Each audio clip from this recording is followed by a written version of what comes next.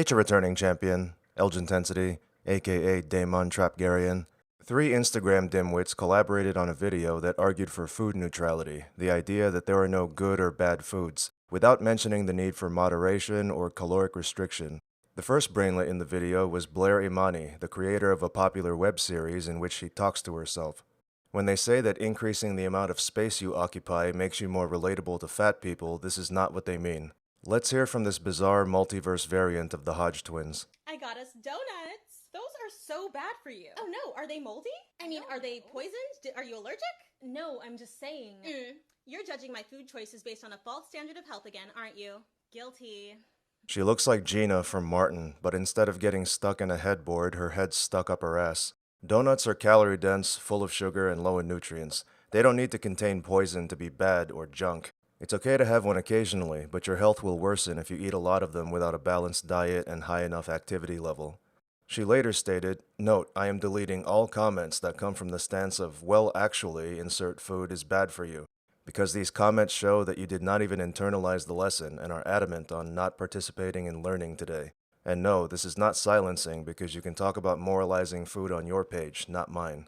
Challenging ideas is a critical part of learning, and preventing that is silencing. If you internalize her lesson, then you'll eventually have to see a specialist in internal medicine." Diet culture, fat phobia, and systems of oppression have created false hierarchies of food, and it shows up everywhere.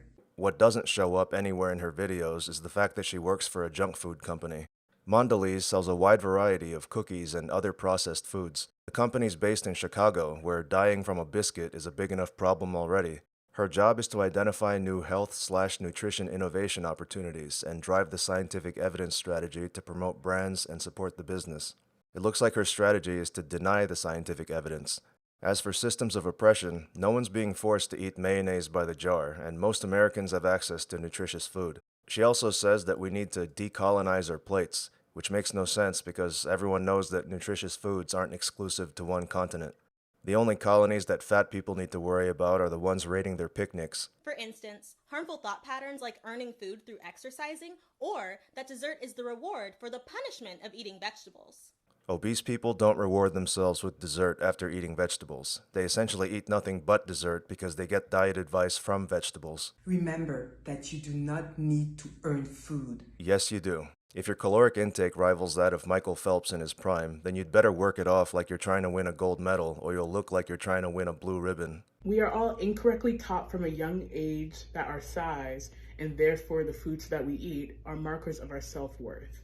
And there's the morbidly obese food expert. This one, with Cinnabon on her mind and on her head, is Maya Fino. Her food choices, piled high on plates bigger than the lithospheres, made her that size, which then makes her body constantly malfunction. Between that and the fact that she has to cope this much about being fat, her self-worth is obviously really low. She's a plus-size model, so she probably thinks she looks like a snack. Except the snack is a melted Toblerone, one of Mondelez's many brands. Moralizing food can lead to harmful relationships with food and disordered eating.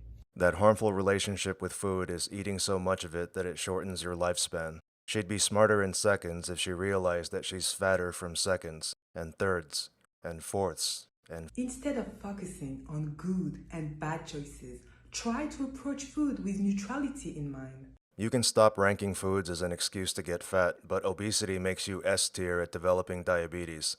She knows this, but doesn't say it because she's a nutritionist for a snack company. If I wanted to see Africans push junk food and hide their backgrounds to gain approval, I'd rewatch Coming to America. The only foods that are bad for you are foods that contain allergens, poisons, and contaminants, or food that is spoiled or is otherwise inedible. And the ones that you overeat to the point that you have a higher risk of heart attacks, strokes, and keeping those doors behind you from opening all the way while you're sitting at your desk. Eat without guilt, regardless of what society says. Smarter in seconds.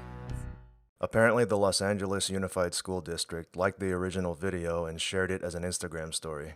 The fat acceptance agenda, seeping into the second biggest public school district in the US, is a more damaging leak than GTA 6.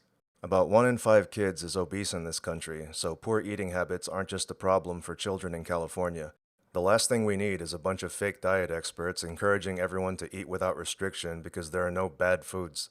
A lot of body-positive activists, including 2 in this IG video, are also alphabet people. The fact that they promote food neutrality rather than the notion of eating a colorful plate means we found the one rainbow that doesn't represent them. 0! Like the video and subscribe to the channel, now.